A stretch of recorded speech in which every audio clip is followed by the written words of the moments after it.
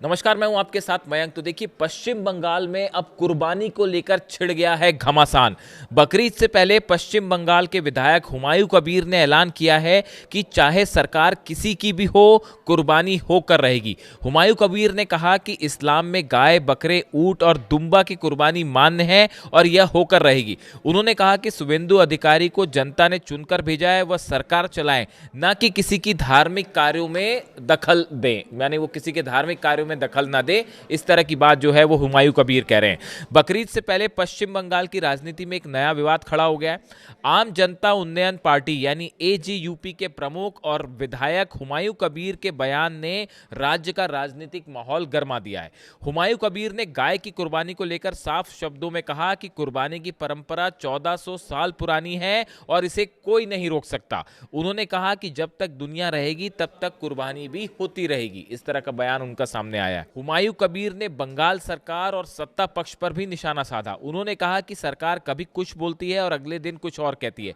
उनके मुताबिक सरकार मुसलमानों को गाय खाने से रोकने की बात कर सकती है क्योंकि सरकार के पास सत्ता है, लेकिन कुर्बानी तो होगी ही। ये इस तरह की बात उन्होंने कही है।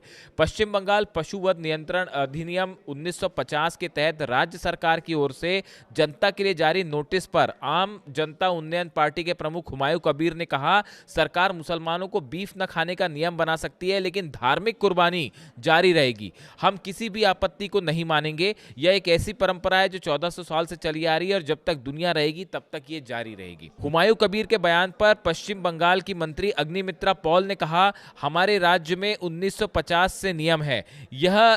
हम यह नहीं कहते कि बीफ बिजनेस को बंद करना है। 1950 के नियम में सख्ती से लिखा है कि 14 साल से कम उम्र के मवेशी को काटा नहीं जा सकता। जो मवेशी बिल्कुल ही अस्वस्थ है या अपाहिज है या ज़्यादा उम्र का है, उसे काटने के लिए संबंधित अधिकारी से सर्टिफिकेट लेना होगा।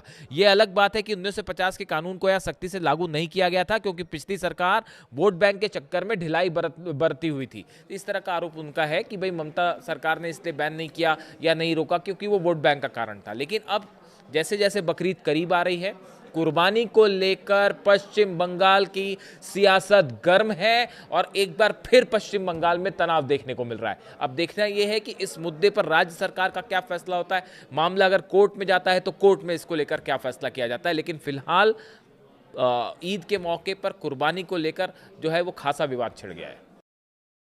कोई मुसलमान को गाय खाने के मना करे तो गवर्नमेंट ऑफ वेस्ट बंगाल का जियो करके वो मना कर दीजिए, लेकिन कुर्बानी तो होगा ही। कुर्बानी कोई मना करेगा वो भी नहीं सुनेगा। वो कुर्बानी सत्ता में आए शुभेंदु, ठीक है, लोगों को उनको पास वोट डाला, वो सरकार चलाएगी। लेकिन मेरा 1400 साल से पहले से एक कुर्बानी होके आ रही। अगले दिन जितना दिन दुनिया रहेगी ये कुर्बानी होगी। गाय की भी कुर्बानी होगी, बकरी भी कुर्बानी होगी, ऊँट भी होगी, दुम्बा भी होगी। सारे पशु जो है वो कुर्बानी का जायज़ है।